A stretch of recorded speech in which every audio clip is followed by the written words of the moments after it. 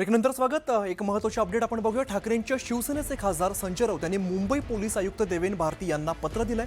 राऊतांनी पत्र लिहून ईशान्य मुंबईतील फुटीर खासदार संजय पाटील यांच्यावरती कारवाईची मागणी केलेली आहे। संजय पाटील यांनी आंदोलकांना जाहीरपणे दिलेल्या धमक्यांचा हवाला देत त्यांनी मी याआधी 5 लोकांना ठार केलंय असं धक्कादायक विधान केल्याचा दावा संजय राऊतांनी पत्रामध्ये केलेला आहे। तसंच संजय पाटलांनी मारलेले ते 5 लोक कोण आणि त्यांना कधी आणि का ठार केलं असा सवाल उपस्थित करत त्यांच्यावरती तातडीने हत्येचा गुन्हा दाखल करण्याची मागणी त्यांनी केली आहे। तसंच या संदर्भात UAP अंतर्गत अटक करण्याची मागणी देखील संजय राऊतांनी केली आहे।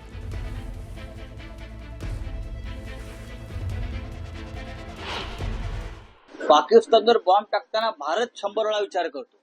मग मोदी पाकिस्तानवर बॉम्ब टाकताना भारत 100 वेळा विचार करतो आणि हे म्हणतात की कार्यकर्त्यांवर म्हणजे माझ्या विरुद्ध आंदोलन करणाऱ्या कार्यकर्त्यांवर बॉम्ब टाक। हे असं म्हणतात की जर आंदोलन कोणी केलं त्याने गद्दारी केली सगळ्यात। आता लोकशाहीमध्ये आंदोलन करण्याचा अधिकार प्रत्येक नागरिकाला आहे। तुम्ही बेईमानी केली, तुम्ही मशाल चिन्हावर निवडून आलात आणि तुम्ही दुसऱ्या गटारामध्ये उडी मारली। बॉम्ब तुमच्याकडे असतील तर बॉम्ब तुम्हाला दिले कोणी? अतिरेक्याने दिले का?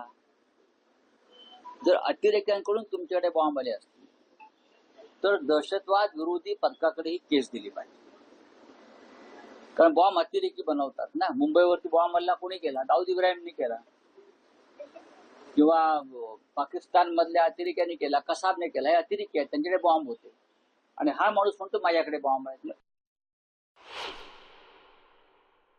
संजय राऊतांनी देवेन भारतींना पत्र पाठवलं आहे की माझ्या घर बॉम्बने उडवून देण्याची धमकी दिली जाते। दीना पाटील यांची कोणाचंही घर बॉम्बने आम्ही उडवू देणार नाही आणि पोकळ धमक्यांना कोणी घाबरूही नये आणि कोणी धमक्या देत असेल तर त्याला पोलीस योग्य उत्तर देतील।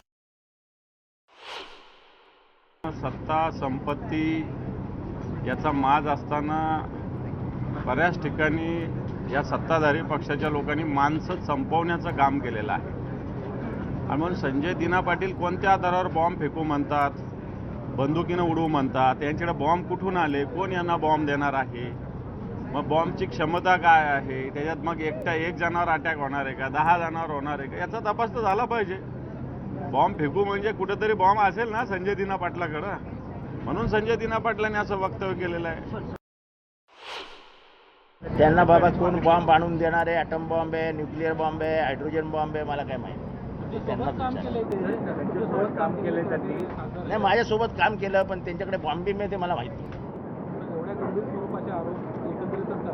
नाही रे बाबा। ते बॉम्ब बीम असेल तर मला काही विचारत नका। मी अनभित नाही, मी गांधीवादी माणूस आहे हो। मी असले बॉम्ब बीम बनले की मी घाबरून पळून जातो। फक्त बॉम्ब कुठलाही तपासायला पाहिजे, हायड्रोजन, न्यूक्लिअर, कुठला बॉम्ब, त्याला त्याची माहिती घेऊन मला सांगा।